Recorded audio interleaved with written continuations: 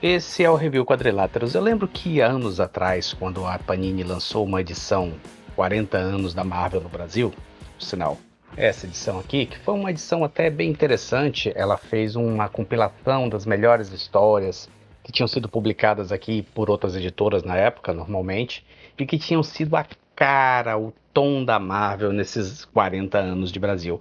Eu lembro que houve uma certa discussão e questionamentos com os fãs se esses 40 anos estavam realmente corretos. Porque afinal de contas a Marvel teria começado em 1939, 1940, com o lançamento de Tocha Humana, Capitão América, Namoro, Príncipe Submarino, e que na verdade esses 40 anos de Marvel no Brasil, que a Panini colocou, na verdade elas estariam colocando apenas a questão da Marvel que foi lançada a partir de 1962 nos Estados Unidos, né? Essa reformulação que Stan Lee teve à frente, que lançou o Quarteto, que lançou o Homem-Aranha, que lançou o Homem de Ferro, e não estava considerando todo aquele material anterior, na época inclusive a Marvel não era Marvel, ela se chamava Timely, e tudo aquilo que ela tinha publicado e que tinha saído aqui através das edições do Adolfo Eisen, através de algumas coisas do Lobinho, tinha saído aqui alguma coisa já, então a Marvel já estaria no Brasil muito mais tempo do que esses 40 anos. Eu lembro que houve uma certa discussão, o pessoal questionando, é Marvel, não é Marvel, seria 40 anos, não seria 40 anos, mas de qualquer forma a Marvel estabeleceu realmente que esse período original dela, pelo menos de uma forma mundial, valia. A Marvel estabeleceu realmente que seu aniversário, seu início era esse período de 1939 com a criação de alguns personagens que são icônicos hoje em dia. O Capitão América, ele é uma figura muito mais conhecida hoje do que era, inclusive, nos anos 50, nos anos 60, até depois daquela reformulação do Stan Lee. Ele aqui no Brasil teve revista com um título próprio durante muito tempo, mas não era exatamente o campeão de audiência, o campeão de reconhecimento por parte dos leitores. Então o que acontece é que a Marvel estabeleceu que 1939 tinha sido seu ponto de partida e em 2020 houve seu aniversário de 80 anos. Entre 2020 e 2021, várias publicações tiveram essa cara de aniversário, de confraternização, de celebração, e algumas delas saíram aqui no Brasil. Como eu falei, a Marvel estabeleceu seu ponto de saída com a revista Marvel Comics número 1 de 1939. E é interessante que a revista realmente tinha uma cara da época, né? Ela começou com as histórias do Tocha Humana. Então ele seria o primeiro personagem Marvel, simplesmente porque foi o primeiro que apareceu na primeira página da revista, apesar de que o Namor teria sido criado um pouco antes. Tem até uma história interessante sobre ele, porque o Namor tinha sido criado para um filme que seria lançado, então seria uma revista que ela acompanharia quem fosse assistir o filme, mas acabou que esse projeto, o filme saiu, mas não exatamente com o Namor ficou engavetado pelo Bill Everett até ele lançar nessa Marvel Comics número 1, mas ele não foi exatamente o primeiro, porque simplesmente uma questão de posicionamento colocaram a Tocha Humana antes. E havia vários outros personagens que a Marvel estava lançando nessa época e que começou a determinar a questão deles tentarem surfar naquela coisa que o Super-Homem estabeleceu, né? A gente tem aqui o Anjo, não dos X-Men, mas um galgado muito no pulp, era um herói que usava os próprios punhos para resolver as coisas. A gente tem o Cavaleiro Mascarado, Masked Rider. A gente tinha muitos personagens ainda de western, de cowboy nessa época. Algum material em texto na revista, porque havia uma determinação, uma lei americana que as revistas em quadrinhos, para ser distribuídas, elas tinham que ter proporcionalmente uma quantidade de texto. E até uma curiosidade. No número 1 da Marvel Comics saiu Casar o Grande. De repente você pensa, vou casar personagem da Marvel? Sim, é exatamente casar personagem da Marvel. Mas nessa época ele era muito galgado num personagem pulp, que foi criado com esse nome pela mesma editora, e que era uma cópia simples do Tarzan. Tanto que o grande amigo do Casar não era exatamente um tigre de dente de sabre, mas um leão, exatamente como no caso do Tarzan.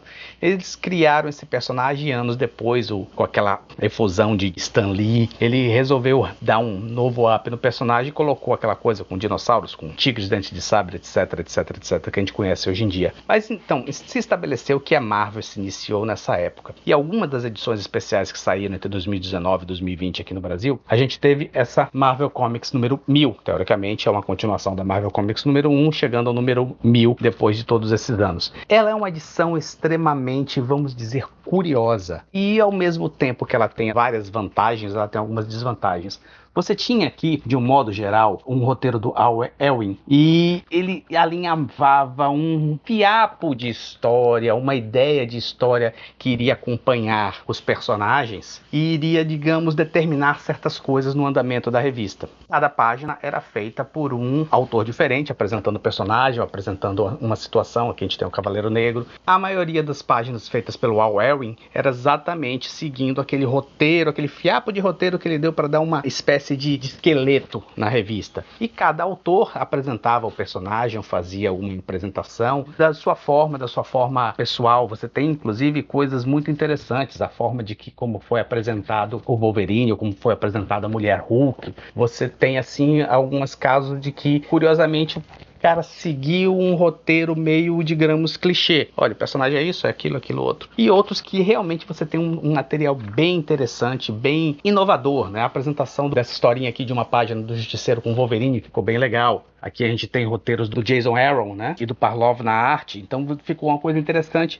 Você tem algumas coisas maravilhosas nessa revista e você tem algumas que deixam a desejar. A página do Homem de Ferro eu achei um pouco simplista demais, eu achei um pouco previsível. Você apresentar a origem do personagem em uma página não é algo que você tenha exatamente uma necessidade de uma edição comemorativa para fazer isso, né?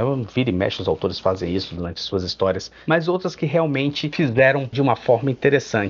Como leitor e como leitor mais antigo, eu tenho alguns questionamentos sobre a edição, já que você tem Deadpool, que é figurinha fácil na Marvel nesses anos, em mais de uma página, e personagens que hoje podem estar meio deixados de lado, mas que foram importantes para a editora, como o Cavaleiro da Lua, ele não aparece. Mas por outro lado, você vê muitos personagens aqui antigos, você vê personagens inclusive que são criações da divisão inglesa da Marvel, você vê o Conan de volta aqui na revista. Ficou uma coisa bem interessante.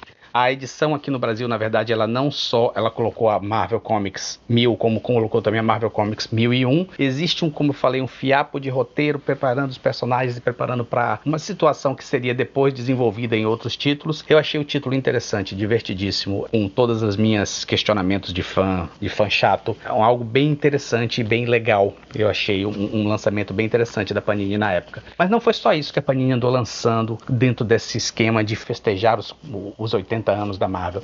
Eu vou dar uma passada aqui em dois títulos bons e interessantes. Eu já falei aqui mais de uma vez que eu gosto muito do Mark Waid. Mark Waid, quando ele funciona, ele funciona. A Panini lançou essa história do universo Marvel, na verdade é um título do Waid. Ele também faz um apanhado de tudo que aconteceu na editora durante o tempo, linkando uma coisa com outra, fazendo todo um trabalho de alinhamento de tudo isso.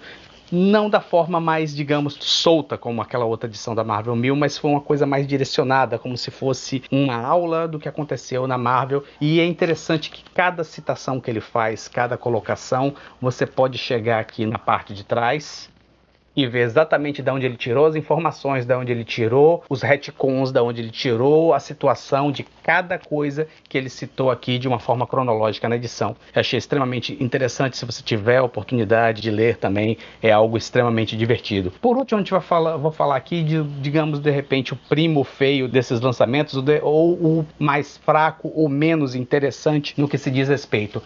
Com esses heróis novos que andaram focando, como Deadpool ou Arlequina, você tem aí uma preparação e um molde diferente para uma nova cepa de leitores e direcionando para aquilo que eles estão querendo ver. Eu, como leitor, eu sou um pouco menos, digamos, afeito a essa coisa do que se transformou o Deadpool e principalmente a Arlequina de uns tempos para cá. E um desses personagens nesse estilo é o motoqueiro fantasma cósmico, que na verdade o que era para ser uma piada, de repente se tornou uma coisa séria, ou uma história séria dentro da ideia dos personagens. E ele, dentro de uma edição anterior, que foi até a número 1 que a Panini lançou, eles criaram esse roteiro aqui do que ele teria feito viajando no tempo, interagindo com os heróis Marvel, também dentro dessa coisa de vamos comemorar os 80 anos da Marvel e vamos mostrar que os 80 anos poderiam ter sido diferentes, ou foram diferentes pela presença do motoqueiro fantasma cósmico que estava lá e ninguém sabia. E da mesma forma que as edições anteriores, você tem um apêndice aqui no final, onde o autor faz todo um trabalho bem colocado, bem detalhista,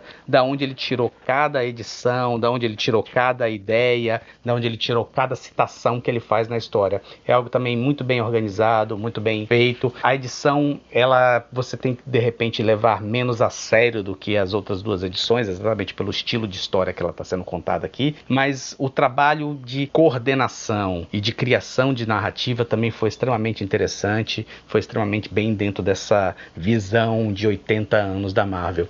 Então fica aqui, se você gostou algum desses títulos, vale a pena você procurar, não são títulos exatamente de lançamento, você pode conseguir aí de repente um desconto, um bom valor nesses títulos, garimpando aí pela internet. Não vai ser algo de repente que você vai achar facilmente em banca, e com a diminuição das livrarias, né, também a gente tem esse efeito, mas é um material que vale a pena, com certeza você vai se divertir. Falei até dos autores aqui da Universo Marvel, com vários autores, eu acabei falando aqui do Mark Waid, mas não falei aqui do Paul Sheridan, do Dick Giovanetti, e deixo aqui então a chamada dos autores dessa última Motoqueiro Fantasma Cósmico para você estar, de repente, se interessou, procurando. Então é isso, se você gostou, dê o seu like, até a próxima.